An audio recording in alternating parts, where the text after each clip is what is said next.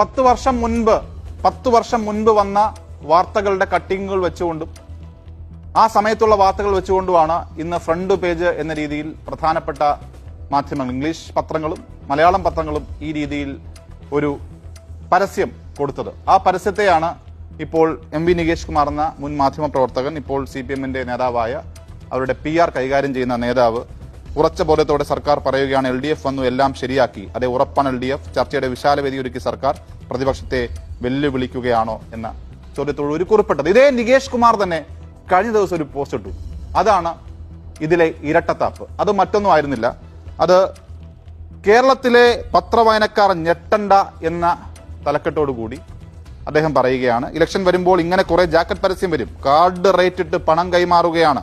കേരളത്തിലെ മാധ്യമങ്ങൾക്ക് തെലങ്കാന കോൺഗ്രസ് വക 1 മാസത്തിൽ 3 ജാക്കറ്റായി ഇനിയും വരാനുണ്ട്. Manorama jacket rate 2,13,00,000, Mathrubhumi jacket rate 1,50,00,000. Telangana സർക്കാർ അവരുടെ വികസന പ്രവർത്തനം സംബന്ധിച്ച ഒരു പരസ്യം പത്രങ്ങളിൽ വന്നതിനെ വിമർശിച്ചുകൊണ്ട് പോസ്റ്റ് ഇട്ട അതേ CPM നേതാവാണ് ഇന്ന് സർക്കാർ PRD വഴി നടത്തിയ ഈ പ്രചാരണത്തെ വലിയ കാര്യമായി അവതരിപ്പിക്കുന്നത്. സത്യത്തിൽ ഇത് ധൂർത്തെന്ന വാക്കാണ് പ്രതിപക്ഷ നേതാക്കൾ ഉപയോഗിച്ചത്. ഈ ധൂർത്തെന്ന വാക്ക് സത്യത്തിൽ ഈ ഒരു നടപടി കൊടുക്കുന്ന ആനുകൂല്യമാണ്. ഇത് ധൂർത്തല്ല, ഇത് ദുർവിനിയോഗമാണ്, അധികാര ദുർവിനിയോഗമാണ്, അബ്യൂസ് ഓഫ് അതോറിറ്റിയാണ്, മിസ്യൂസ് ഓഫ് പവറാണ്. കാര്യം എന്റെയും ഈ വാർത്ത കാണുന്ന പ്രേക്ഷകരുടെയും നികുതി പണം കൊണ്ടാണ് ഈ information and public relation department അടക്കം പ്രവർത്തിക്കുന്നത്. ഈ നികുതി പണം ഉപയോഗപ്പെടുത്തിയാണ് ഇവർ ഈ രീതിയിൽ തെരഞ്ഞെടുപ്പ് പ്രചാരണം നടത്തുന്നത്. അത് ഇപ്പോൾ നടക്കുന്ന വികസന പ്രവർത്തനങ്ങളെ കുറിച്ചല്ല എന്നുകൂടി നമ്മൾ പ്രത്യേകം ഓർക്കണം.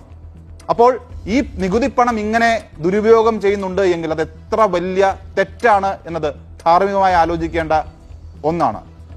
CPM-നെ സംബന്ധിച്ച് രാജ്യത്ത് 1000 കോടിയേറെ ആസ്തിയുള്ള ഒരു പാർട്ടി എന്നാണ് മനസ്സിലാക്കിയിട്ടുള്ളത്. 2021-22 കണക്ക് പ്രകാരം തന്നെ 735 കോടി CPM-ന് ഉണ്ടായിരുന്നു. അപ്പോൾ 1000 കോടിയിലേറെ രൂപ ആസ്തിയുള്ള ഒരു പാർട്ടിക്ക് ഈ രീതിയിൽ തെരഞ്ഞെടുപ്പ് പ്രചാരണം നടത്തണമെങ്കിൽ സ്വന്തം പാർട്ടി ഫണ്ടിൽ നിന്നല്ല എടുത്ത് ഉപയോഗിക്കേണ്ടത്. കാര്യം ഇന്ന് ഇന്ത്യയിൽ അധികാരമുള്ള ഒരേ ഒരു സംസ്ഥാനം കേരളമല്ലേ.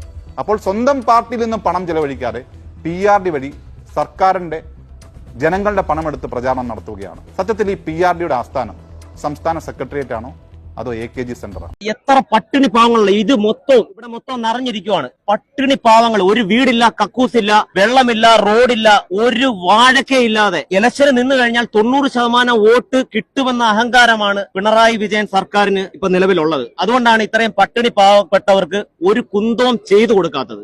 നാണക്കേടാണ് പിണറായി വിജയ. കുടിവെള്ളം പോലുമില്ല ഈ പാവപ്പെട്ടവർക്ക്. എന്തിനാണ് നിങ്ങൾ കേരളം ഭരിക്കുന്നത്? അമ്മേ, എന്താ ഉള്ളത്? ഒന്നുമില്ല.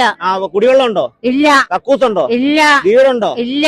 നമ്മളെ സ്ഥലം 6 ഫാമിലി കിട്ടിയിട്ട് അതിന്റെ അകത്ത് ആനന്റെ ശല്യമായിട്ട് നമ്മൾ അങ്ങോട്ട് പോകുന്നില്ല. നമുക്ക് വേറെ സ്ഥലം വേണം. ഇതൊന്നും നടപ്പിൽ ഇന്നും വരെ ആയിട്ടില്ല. സർക്കാരിന് അപേക്ഷ കൊടുത്തിട്ടുണ്ടോ ഇതിനു മുമ്പ്? ഇതിന്റെ മുന്നിൽ മാറി മാറി മന്ത്രിമാര് വന്നിട്ട് ഞമ്മക്കൊന്നും തരുന്നില്ല, കേൾക്കുന്നില്ല നമ്മളെ ഭർത്താനൊന്നും. ഞമ്മക്ക് കക്കൂസും ഇല്ല, കുടിവെള്ളം ഇല്ല, കണ്ടില്ല. കാര്യമായിട്ട് കുടിവെള്ളം വേണ്ട. കുടിവെള്ളമില്ല, മെയിനായിട്ട് കുടിവെള്ളം.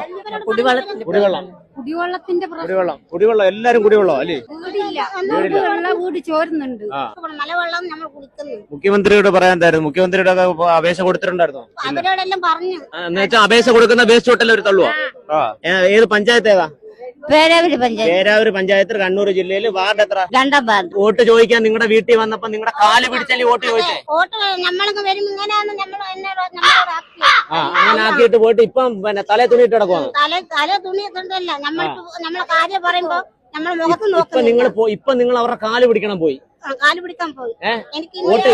വോട്ട് ചോദിച്ച് നിങ്ങളുടെ മുമ്പിൽ വന്നപ്പം അവര് നിങ്ങളുടെ തൊഴുത് വന്ന് അവരെ കാര്യം മാത്രം നോക്കണം. നമ്മളത് അങ്ങ് വേസ്റ്റ് കൊട്ട പോലെ അങ്ങ് തള്ളിക്കളയാം. ഒരാഴ്ച മുന്നേ വന്ന് എത്തിപ്പെടും വോട്ടിനാകുമ്പോ. അത് എങ്ങനെയെങ്കിലും മേടിച്ചെടുക്കണ്ടേ? നമ്മളിപ്പോ നിൽക്കുന്നത് കണ്ണൂർ ജില്ലയില് ധർമ്മടം പിണറായി വിജയന്റെ മണ്ഡലത്തിലാണ്. ഇവിടെ ഒരു അദാലത്ത് നടക്കുവാണ്. എത്ര പട്ടിണി പാവങ്ങളാണെന്നറിയാവോ? ഇതേ കണക്ക് ഈ അദാലത്തും കൊണ്ട് ഈ അപേക്ഷയും കൊണ്ട് ഇവിടൊക്കെ കയറി ഇറങ്ങുന്ന അറിയോ? നാണക്കേടാണ്. പിണറായി വിജയനാണ് നാണക്കേട് ഇതിന്റെ. ആർലഫാം പുനരധിവാസ മേഖലയിലെ ആനയുടെ പ്രശ്നം. ആനശല്യമാണോ? ആനശല്യം. ഇതിനു മുമ്പ് വേറെ ആർക്കെങ്കിലും കൊടുത്തിട്ടുണ്ടോ? കൊടുത്തിട്ടുണ്ട്. കളക്ടർക്കെല്ലാം കൊടുത്തിട്ടുണ്ട്. ഒരു മാറ്റമില്ല. ഇല്ല. ആനശല്യം മെയിൻ. ആനശല്യമുണ്ട്. ഒന്നും കിട്ടുന്നില്ല. എല്ലാ സാധനം നശിപ്പിച്ച് കളഞ്ഞു. ഒന്നും ഇറങ്ങാൻ പറ്റാത്ത അവസ്ഥയാ. രാത്രിയല്ല പകലും ഇറങ്ങാൻ പറ്റില്ല. നമ്മളെ കുട്ടികളെല്ലാം പേടിച്ചു പറിച്ചിട്ടാണ് സ്കൂളിൽ പോകുന്നത്. ആനമതിൽ എന്ന് പറഞ്ഞ് വിവിധ ഗവൺമെന്റുകൾ വരും, പദ്ധതികൾ വെക്കും, ഫണ്ടുകൾ നീക്കി വെക്കും. ഒന്നും എവിടെ എത്തിയിട്ടില്ല. ഫണ്ടുകൾ ഇഷ്ടംപോലെ മാറ്റിവെക്കുന്നുണ്ട്, പക്ഷെ ഒന്നും വരുന്നില്ല. അത് വിവിധ ആളുകളുടെ കയ്യിലെത്തുന്നോ അതോ എന്താണെന്നറിയില്ല. 17 പേരെ ആന ആക്രമിച്ചു കൊന്നു. എന്നാലും ഇതുവരെയും മുഖ്യമന്ത്രി എന്ന് പറഞ്ഞ ഒരാൾ ആ ആർല ഫാമിലേക്ക് വന്നിട്ട് ഈ ഒരു കാര്യത്തിനായിട്ട് ഒന്നും ഇത്രയും ആളുകൾ മരിച്ചിട്ട് ഒരാളും വന്നിട്ടുമില്ല. അതുകൊണ്ട് ഇനി വോട്ട് ചോദിക്കാൻ വരുമ്പോ എന്ത് ചെയ്യണം? ഇത്രേ ഉള്ളൂ.